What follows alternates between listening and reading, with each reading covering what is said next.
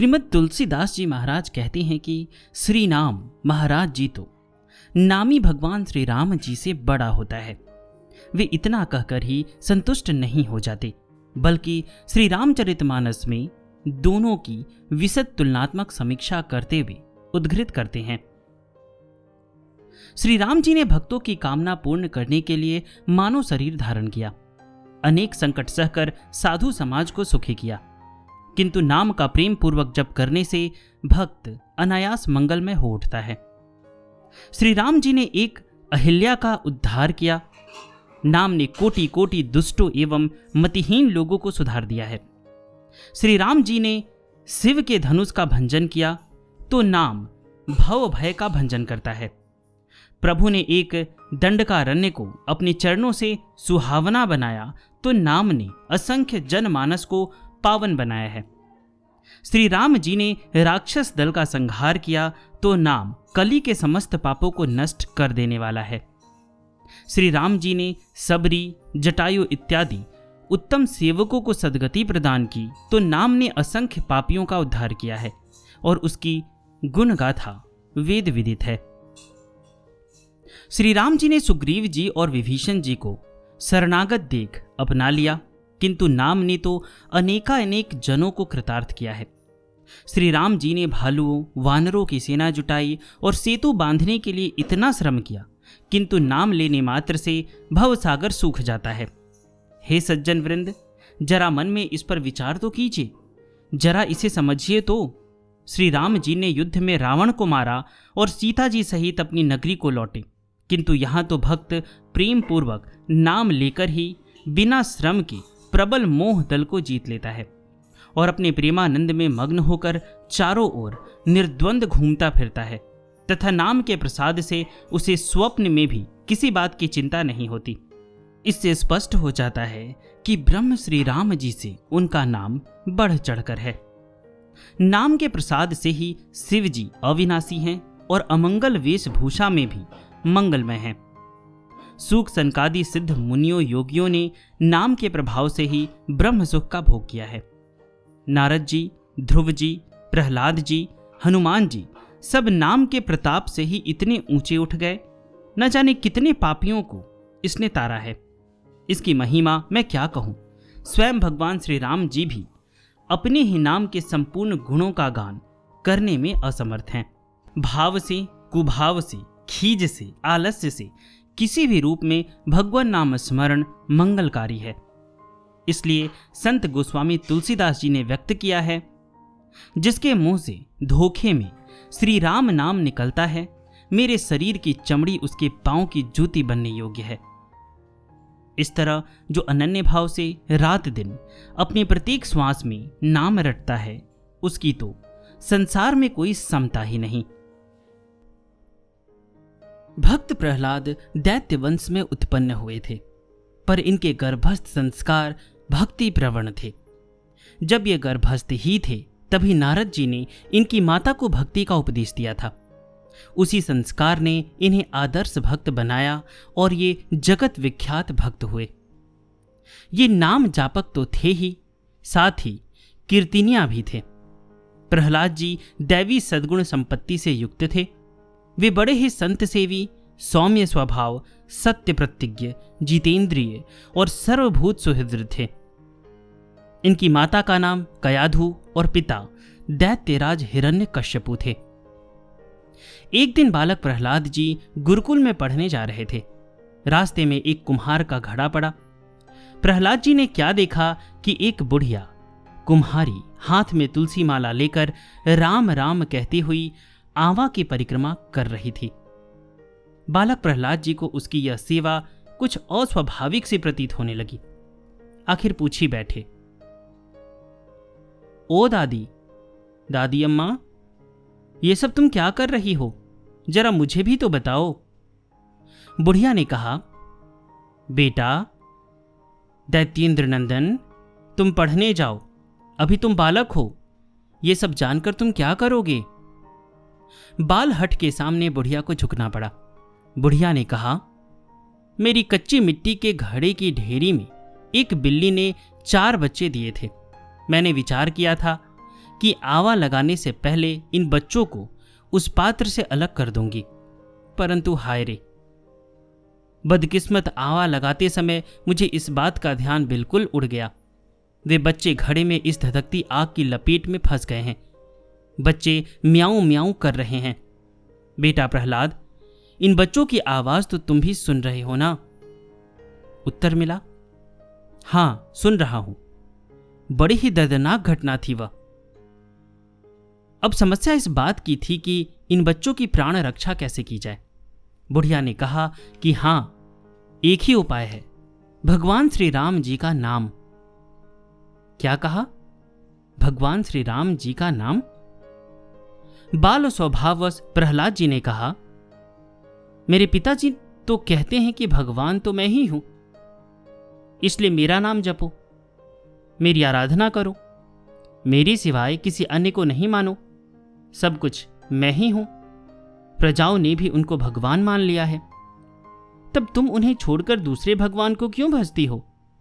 जल में रहकर मगर से बैर उचित नहीं। बुढ़िया अम्मा ने कहा, नहीं नहीं, ऐसा कभी नहीं हो सकता। गरजते बादल बरसते नहीं हैं। श्री राम जी ही एकमात्र असली भगवान हैं और तुम्हारे पिता तो तथाकथित नकली भगवान हैं।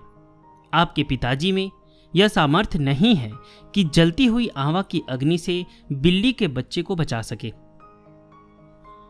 यहाँ पे मैं थोड़ा सा क्लियर कर देना चाहता हूँ, बहुत ऐसे लोग होंगे उन्हें समझ नहीं आ रहा होगा कि आवा क्या होता है।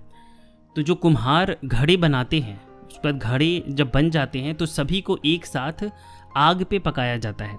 तो आग पे पकाने के लिए ना बहुत बड़ा भट्ठी तैयार किया जाता है। मतलब एक बार अगर वो जल जाए तो फिर उसे बुझाना बहुत मुश्किल होता है। तो उसी भट्टी को यहाँ पे वो बता रही हैं कि भट्टी जला दी गई है और वो जो उन्होंने घड़ा बनाया है वो भी रख दिया है। अब उसमें बच्चे रो रहे हैं, अब मैं क्या करूं? यह सामर्थ्य तो एकमात्र परमपिता परमेश्वर में है और वे भगवान श्री राम जी ही हैं। अतः मैं उन बिल्ली के बच्चों की प्राण रक्षा के लिए श्री राम नाम का जप कर रही हूं। भगवान के नाम की अनंत महिमा है। बुढ़िया तो प्रभु विश्वास के बल पर निर्भर हो गई थी। इस तरह उनकी निर्भय वाणी को सुनकर प्रहलाद जी में श्री राम नाम के प्रति निष्ठा जागी, किंतु श्री राम नाम के प्रभाव को देखना चाहा। प्रहलाद जी ने कहा, दादी अम्मा, मैं अपनी इन आंखों से देखना चाहता हूं कि यदि ये बिल्ली के बच्चे इस आवा की आग से जीवित निकल जाए तो मैं तुम्हारी कथनी और करनी में विश्वास कर सदैव के लिए भगवान श्री राम नाम में समर्पित हो जाऊंगा, अन्यथा तुम्हें प्राण दंड दिया जाएगा, क्योंकि तुम मेरे पिताजी के राज्य में रहकर भी उनकी अवहेलना करती हो। जब आवा की आग बुझ गई तब उस घड़ा को निकाला गया जिसमें बिल्ली के बच्चे थे। प्रहलाद जी ने बिल्ली के बच्चे को जीवित देखा। सांच को आँच क्या? फिर क्या था? प्रहलाद जी के मन में खलबली मच गई। आश्चर्य का ठिकाना न रहा। अंतर्दृष्टि खुल गई, आंखें गीली हो गई। आशा की नवीन किरणें सचेत हो उठी। श्रद्धा के साथ विश्वास सजग उठा। अभयम सर्वभूतेभ्य का मंत्र कानों में गूंजने लगा। इस घटना चक्र ने बालक प्रहलाद जी के जीवन चक्र को ही बदल डाला। उनका रहन सहन, खान पान, आचार विचार सब कुछ श्री राममय हो गया। अब क्या था? शरणागत वत्सल की शरण में वत्स प्रहलाद पहुंच चुके थे। अब तो प्रहलाद जी का जीवन चक्र ही बदल गया और उन्होंने असुर समुदाय से ऊपर उठकर सुर समुदाय का स्वभाव ग्रहण कर लिया। उनके पिताजी इनके विपरीत आचरण को देखकर क्रुद्ध हो गए। उन्हें मार डालने के अनेक प्रयास किए गए, किंतु सब निष्फल हुए। पर्वत भेदी अस्त्र शस्त्र भक्त के शरीर का स्पर्श होते ही टुकड़े टुकड़े हो गए। मतवाले हाथियों ने कुचलने के बजाय सूंड से उठाकर सिर पर बिठा लिया। विस्तर सर्प गले की माला बन गए। मृगेंद्र स्वानवत पूंछ हिलाते हुए चरणों में लौट गए। सूली सिंहासन हो गई। पर्वत से गिराए जाने पर कठोर पृथ्वी कोमल सुमन सैया हो गई। पर्वत के नीचे दबाए जाने पर पहाड़ फूलों की गेंद हो गया। लाखों मन लकड़ियों के ढेर में अग्नि लगाई गई। लपटे आकाश को चूम रही थी। हिरण्यकश्यपु की बहन होलिका, जिसे अग्नि में न जलने का वरदान मिला था, अग्नि स्तंभन विद्या जानती थी। वह इन्हें गोद में लेकर बैठी। अग्नि महल के बीच होलिका भस्म हो गई, किंतु प्रहलाद जी के लिए अग्नि शीतल हो गई। असुर राज से रहा नहीं गया, तब उसने पूछ ही लिया, प्रहलाद, तुम्हें ताप नहीं लग रहा है? प्रहलाद जी ने कहा, हे पिताजी, समस्त तापों की एक महाऔषधि श्री राम नाम जपने वाले को भय कहां? आप स्वयं देख ले, मेरे शरीर के समीप आकर अग्नि भी शीतल हो गई है। इस असुर राज ने एक दूसरा उपाय रचा। अग्नि से तपाकर लाल किए हुए लौह स्तंभ में प्रहलाद जी को बांधने के लिए असुरों को आज्ञा दे दी। प्रहलाद जी को स्तंभ के सम्मुख खड़ा करा दिया गया। उन्होंने एक बार खंभे पर दृष्टिपात किया तो देखा कि एक चींटी उस पर चढ़ी चली आ रही है। भक्त का हृदय उमड़ पड़ा। भगवत कृपा का साक्षात्कार हुआ। वे प्यारे प्यारे कहते हुए स्वयं उस स्तंभ से जा मिले, मानो साक्षात भगवान से गले लग रहे हो। असुरेंद्र चिंतित हो उठा। अपने को विफल होते देखकर पुरोहित पुत्रों ने समझाया कि गुरुजनों की सेवा से बुद्धि सुधर जाया करती है, अतः इस बालक को वरुण पास से आबद्ध कर पुनः पाठशाला भेजा जाए। हिरण्यकश्यपु ने अनुमति दे दी। अब पुरोहितों ने प्रहलाद जी को पुनः अर्थ, धर्म, काम, इन 3 पुरुषार्थों की शिक्षा देना आरंभ किया, परंतु भक्त शिरोमणि तो अपनी राम धुन में लगे रहते। अध्ययन काल के बीच बीच में अवकाश प्राप्त होने पर वे दैत्य बालकों को खेलने के लिए बुलाते और अपनी अमृतोपम वाणी से उन दैत्य बालकों को आकर्षित कर भगवत भजन का उपदेश दिया करते थे।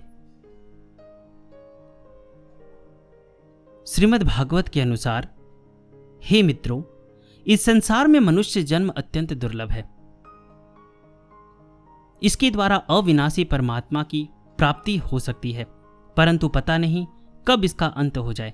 इसलिए बुद्धिमान पुरुषों को बचपन में ही भगवान की प्राप्ति कराने वाले साधनों का अनुष्ठान कर लेना चाहिए। श्री प्रहलाद जी ने कहा, लौकिक सुख प्रारब्ध के अनुसार सर्वत्र वैसे ही मिलते रहते हैं जैसे बिना किसी प्रकार का प्रयत्न किए दुख मिलते हैं। इसलिए व्यर्थ में आयु व्यय करने वाले दैत्य बालकों, सांसारिक सुखों का प्रयास छोड़कर अपने हृदय में विराजमान हृदयेश्वर भगवान का भजन करो। प्रहलाद जी का इस प्रकार उपदेश सुनकर दैत्य बालकों ने उसी समय से निर्दोष होने के कारण उनके उपदेश को आत्मसात कर लिया। घर गृहस्थी की कामकाज में जब गुरुजी कहीं बाहर चले जाते तो बालक वृंद प्रहलाद को घेर कर बैठ जाते थे। वे कहते थे, मित्रवर, तुम्हारी बातें हमें बड़ी मधुर लगती है, कुछ सुनाओ तो सही। तब प्रहलाद जी कभी लिखित तो कभी मौखिक उपदेशामृत का पान कराया करते थे। मौखिक उपदेशों में भगवान के अचिंत्य अनंत सौंदर्य माधुर्य का नख शिख पर्यंत वर्णन करते थे और भगवान के नाम, रूप, लीला और धाम का चित्रण करते थे। प्रहलाद जी कभी कभी लिखित उपदेश दिया करते थे। वे कभी श्याम पट में मिट्टी की खड़िया से धनुषधारी भगवान श्री राम जी का चित्रपट बनाते, तो कभी गदाधारी हनुमान जी का, अथवा अंत में श्री राम नाम का लेखन जप कर बिना मिटाए ही श्याम पट्ट में छोड़ दिया करते थे, जिसे अचानक उनके गुरुजी कभी देख लेते थे तो अत्यधिक नाराज होते और उन्हें खूब डांटते थे। फिर भी प्रहलाद जी श्री राम नाम का लिखना बंद नहीं करते थे, बल्कि दैत्य बालकों से भी श्री राम नाम लिखवाया करते थे। उनका एक मंत्र था, राम नाम जपंता कुतो भयम। इसलिए प्रहलाद जी एक कदम और आगे बढ़ जाते थे। इस तरह दैत्य बालकों से ध्यान एवं संकीर्तन का अभ्यास करवाते थे। दैत्य बालकों ने तो एक दिन ऐसा महासंकीर्तन किया जिसकी मंगल ध्वनि संपूर्ण नगर में गूंजने लगी। नगरवासी मंत्रमुग्ध होकर सुनते ही रह गए।